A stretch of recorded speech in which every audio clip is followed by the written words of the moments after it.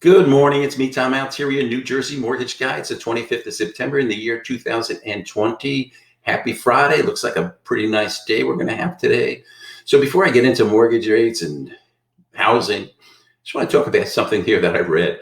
I read that in the state of New Jersey, online gambling took in $668 million in the month of August alone. Now, I remember a time when gambling was illegal, and they told us it was illegal because it was immoral, it was destructive to families. People would not pay their rent, people would lose their house, people would sell their roast beef to go out and book a number. And, it was very self-destructive. That's why the government said it's got to be illegal. You were a street bookmaker, you got arrested, you did a year and a half in jail, you had a mom and pop on the corner, you always had to worry about the state coming in, busting you, and confiscating your money and arresting you because you booked little numbers there, right? So we're going to fast forward. All of a sudden, the state said, "Let's come up with this thing with a lottery so that we can fix, help higher education." So they had a lottery one day a week, $50, 50 cents, a dollar, whatever it was. You could win $1 million, and it gave the state revenues to help higher education. So they told us, right? Fast forward to today. You can't, there's 3 to 4 games every day that you can play, some of them twice a day in lottery. You can't walk into a convenience store without seeing this big plexiglass with maybe 30 or 40 different instant winning rub-offs.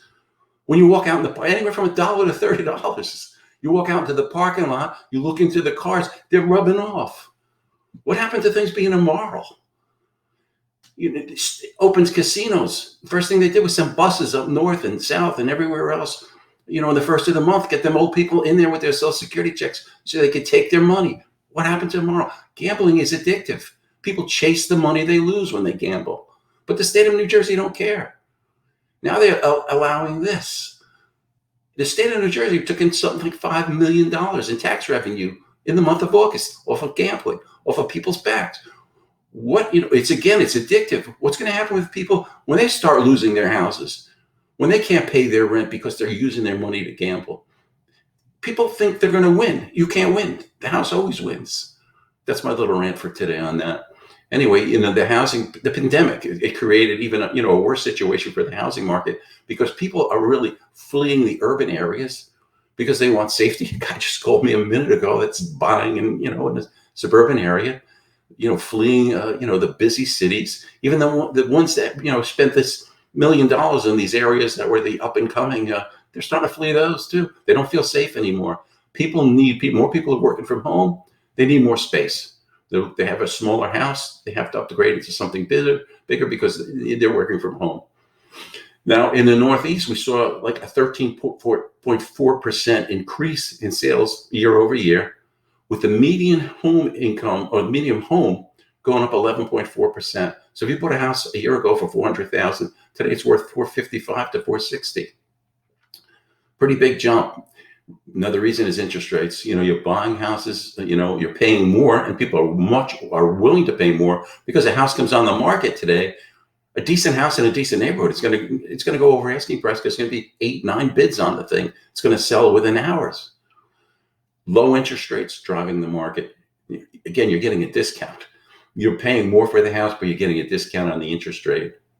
All these factors, are just pushing housing market values up, and and making a shortage of properties available for the marketplace.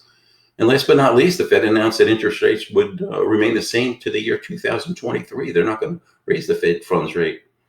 So that's it. If you're going to buy a house, good luck to you. It's tough.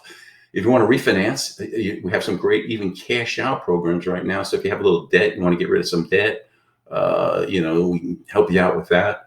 If you're going to, if you have a property or bought a house a year ago and it's worth more money, you may be able to get rid of PMI if you had PMI. If your value went up, if you're second or third year into a mortgage, you may want to consider going into a 20 or refinancing into a 27. If you could save a 0.5 to 0.75% in interest rate, it makes sense. Anyway, I'll be available 732-239-1642. Be here all weekend. Give me a call if you need me. Bye.